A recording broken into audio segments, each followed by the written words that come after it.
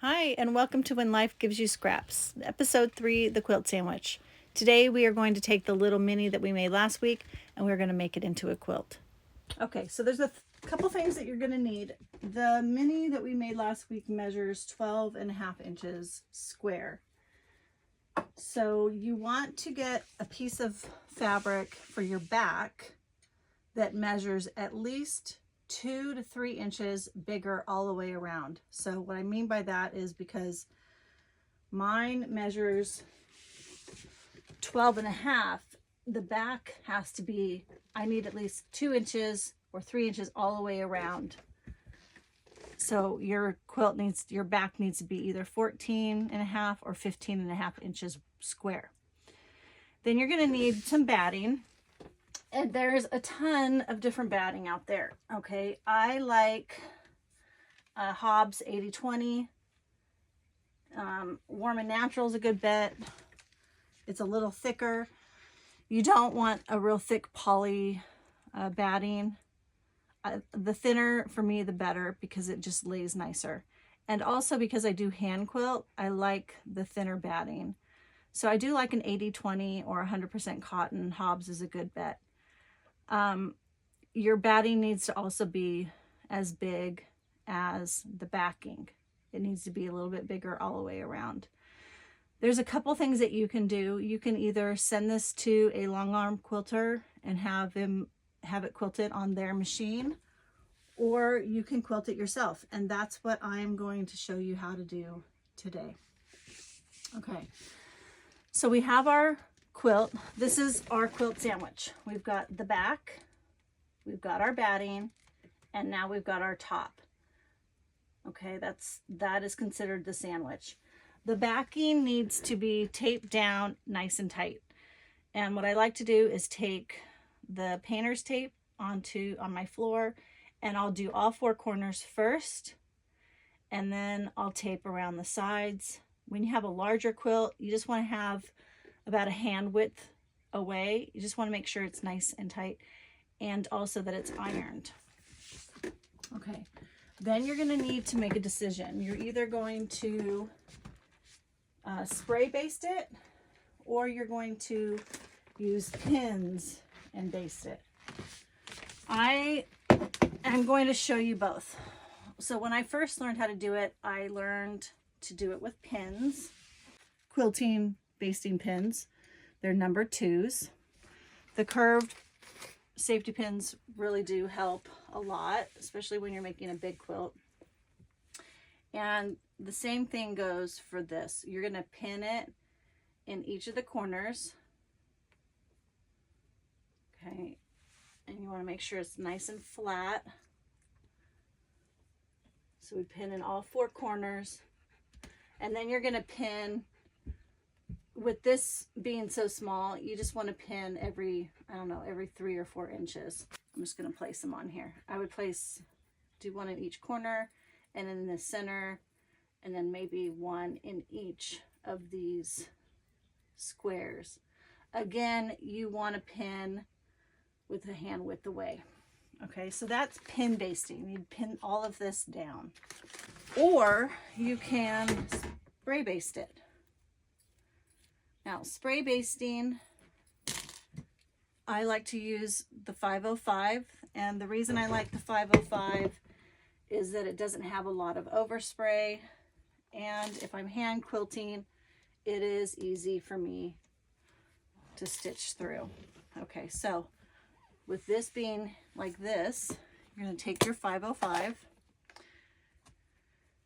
you're going to pull back the batting, and I just spray the back. Okay, and then I'm going to lay the batting down, and I'm going to spread that out nice and neat. And then I'm going to do the other side. And I'm going to spread it out. Okay, now I'm going to do my top. And I'm going to just spray it right onto the top. I'm going to press it.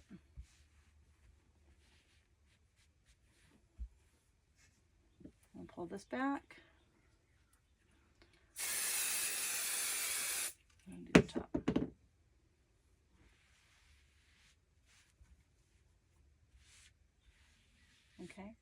And I'll just let that sit here for a minute and then it'll dry. And I can take the tape off while it's drying.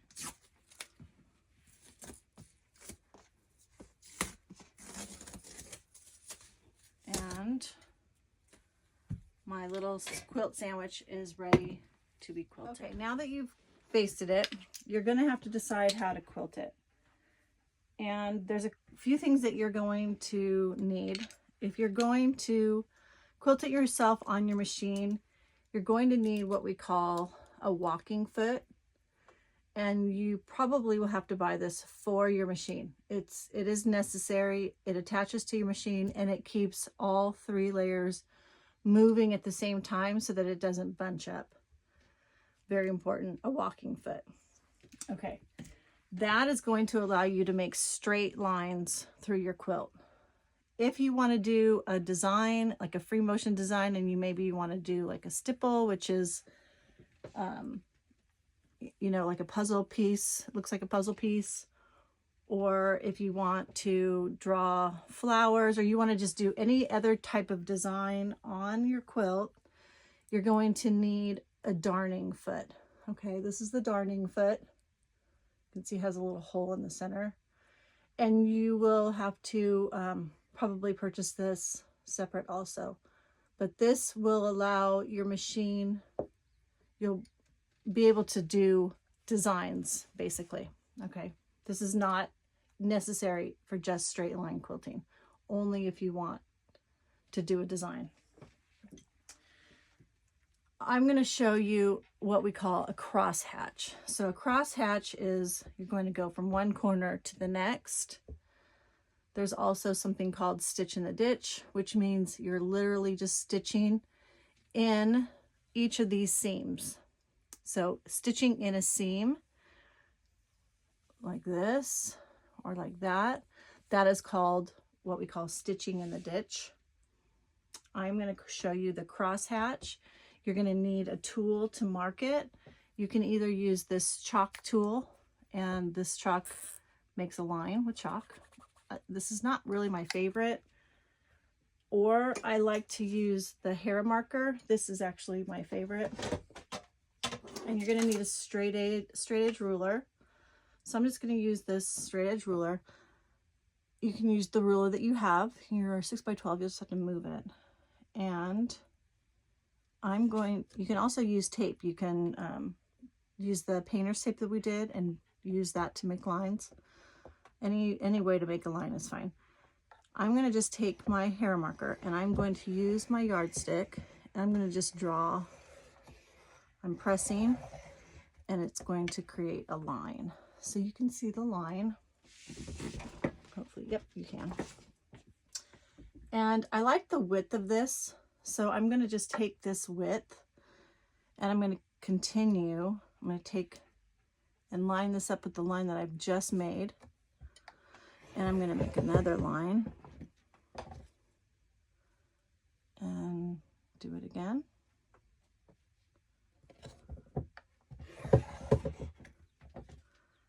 And again. Now doing this all one way is a single cross hatch. If I made lines all the way across. Okay.